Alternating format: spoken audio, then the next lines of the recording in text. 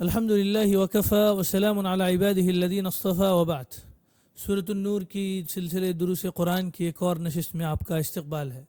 اس سے پہلے والی نشست میں ہم نے جانا کہ کافر جو منکر ہیں، ایک تو اللہ کو مانتے ہیں لیکن اس کے ساتھ دین اسلام کی پیروی نہیں کرتے، اور دوسرے وہ ہیں جو اللہ کو ہی نہیں مانتے بلکہ کسی بھی، وہ یہ کہتے ہیں کہ دنیا ایسے ہی وجود میں آئی۔ ان دونوں کے اعمال کی کیا مثال ہے وہ ہمارے بات سامنے آئی تھی، اور اسی طریقے سے اللہ کے نور کو حاصل کرنے والے کہاں رہتے ہیں، کس گھروں میں رہتے ہیں، اس سلسلے میں بھی باتیں آپ کے سامنے آئی تھی۔ آپ اس کو یا تو ویڈیو کے آخر میں آپ کو اسکرین پر آپشن ملے گا، وہاں سے دیکھ سکتے ہیں، یا درس قرآن کی پلیئر لسٹ سے آپ اس کو دیکھ سکتے ہیں۔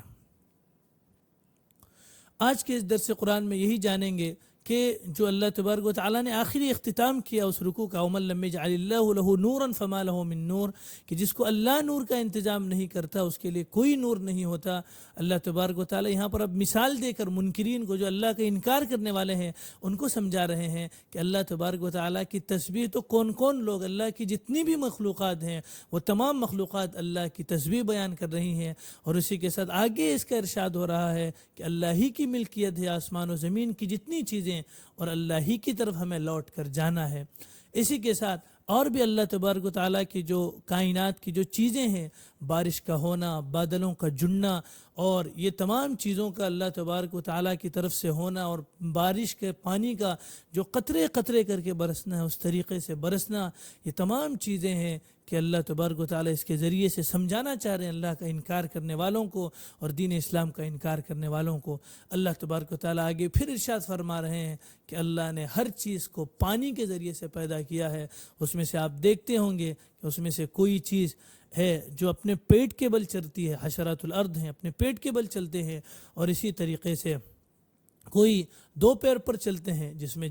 بعض جانور بھی آ گئے اور انسان بھی آ گئے، اور اس میں سے بعض ہیں جو چار پیروں پر چلتے ہیں جس میں چوپائے داخل ہو گئے، اور اللہ تبارک و تعالیٰ آگے ارشاد فرما رہے ہیں اللہ ہر چیز پر قادر ہے۔ یہاں تک انشاءاللہ آج کی اس درس میں یا ان آیات کی ترجمانی آپ کے سامنے پیش کی جائے گی، اور ضرورت پڑنے پر اسی کی ضمن میں وہاں پر کچھ تفسیر بھی آپ کے سامنے باتیں آ جائیں گی۔ بسم اللہ الرحمن الرحیم، شروع اللہ کے نام سے جو بڑا مہربان اور نہایت رحم والا ہے۔ الم تر ان اللہ یسبح له من فی السماوات والارض والطیر صافات، کیا تم نہیں دیکھتے یسبح له من فی السماوات والارض، کہ آسمان اور زمین میں جو بھی ہے، جو مخلوقات ہیں وہ اللہ کی تسبیح بیان کرتی ہیں، والطیر صافات، اور جو اڑنے والے پرندے ہیں اپنے پر پھیلائے ہوئے وہ بھی اللہ کی تسبیح بیان کر رہے ہیں۔ کل قد علم صلاته وتسبیحہ، ہر ایک کو اپنی دعا اور اپنی تسبیح معلوم ہے کہ اس کو کیا کرنا ہے، کیا اس کا طریقہ ہے تسبیح کا، وہ تمام چیزیں اس کو معلوم ہے۔ واللہ علیم بما یفعلون، اور اللہ تبارک و تعالیٰ بھی جانتے ہیں جو وہ لوگ کر رہے ہیں۔ اس ضمن حضرت سفیان رحمۃ اللہ علیہ کا قول ہے کہ وہ کہتے ہیں کہ اللہ تبارک و تعالیٰ نے کائنات کی ہر چیز کو پیدا کر کے ان کو ہر ایک کام پر مامور کیا تھا، اور یہی وہ جو کام وہ جو کر رہے ہیں یہی ان کی تسبیح ہے۔ جبکہ دوسرے مفسرین نے کہا ہے کہ اللہ تبارک و تعالیٰ ان کو تلقین بھی کر سکتے ہیں کہ اس طریقے پر تسبیح کرنا، اس طریقے پر اللہ کی پاکی بیان کرنا تمہاری تسبیح ہے۔ اور تسبیح کے دوسرے معنی جو ہم نے ہماری متاع زندگی کے سیریز میں آپ کے سامنے رکھے تھے کہ ہر چیز کو اس کے لیول کو برقرار رکھنا، اس معنی میں بھی آپ یہاں پر لے سکتے ہیں۔ وَلِلَّهِ مُلْكُ السَّمَاوَاتِ وَالْأَرْضِ وَإِلَى اللَّهِ الْمَصِيرُ، اور اللہ ہی کی ملکیت ہے جو کچھ آسمان میں ہے اور جو زمین میں ہے، اور اسی کی طرف تمہیں لوٹ کر جانا ہے۔ جب وہاں پر جائیں گے تو تمام چیزیں کھل جائیں گی، انکار کرنے والوں کی آنکھیں کھل جائیں گی کہ اللہ ہی کی ملکیت تو تھی تمام چیزیں۔ الم تر ان اللہ یسجی سحابا، کہ آپ نہیں دیکھتے کہ اللہ تبارک و تعالیٰ وہ ہے جو بادلوں کو چلاتا ہے، یسجی سحابا ثم یؤلف بینہ، پھر اس کو ملاتا ہے، ثم یجعلہ رکاما، پھر اس کو تہ بتہ رکھتا ہے، فطر الودق یخرج من خلالہ، تو آپ دیکھتے ہیں کہ اس میں سے وہ بادل بارش کو برساتا ہے، وینزل من السماء من جبال فیہا من برد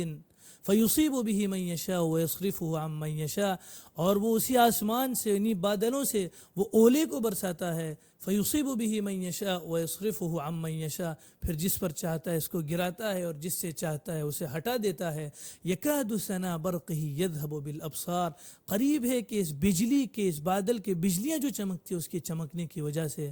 بینائی جایا چاہتی ہے۔ یقلب اللہ اللیل والنہار، اللہ دن اور رات کو الٹتا پلٹتا رہتا ہے۔ اس سے یہ بھی بات ہم کو معلوم ہو گئی کہ رات پہلے ہے دن بعد میں ہے۔ ان فی ذلک لعبرۃ لأولی الابصار، اس میں عبرت ہے ان لوگوں کے لیے جو عقل رکھتے ہیں، جو بصیرت رکھتے ہیں۔ واللہ خلق کل دابۃ من ماء، اور اللہ نے ہر چلنے والے جانور کو پانی سے پیدا کیا ہے۔ فمنہم من یمشی علی بطنہ، تو ان میں سے بعض وہ ہیں جو اپنے پیٹ کے بل چلتے ہیں، جیسے حشرات اللہ، کیڑے مکوڑے۔ ومنہم من یمشی علی رجلین، اور ان میں سے کوئی ایسے ہیں جو دو پیر پر چلتے ہیں۔ ومنہم من یمشی علی اربع، اور ان میں سے بعض وہ ہیں جو چار پیر پر چلتے ہیں۔ یخلق اللہ ما یشاء، اللہ تبارک و تعالی جیسے چاہے پیدا کریں۔ ان اللہ علی کل شیء قدیر، بے شک اللہ تبارک و تعالی ہر چیز پر قادر ہے۔ تو یہ تھی ان آیات کی تفسیر۔ ہم آپ سے گزارش کریں گے کہ یہ جو سلسلہ دروس قرآن کی جو تسلسل چل رہا ہے، اس کو آپ پابندی سے سننے کا اہتمام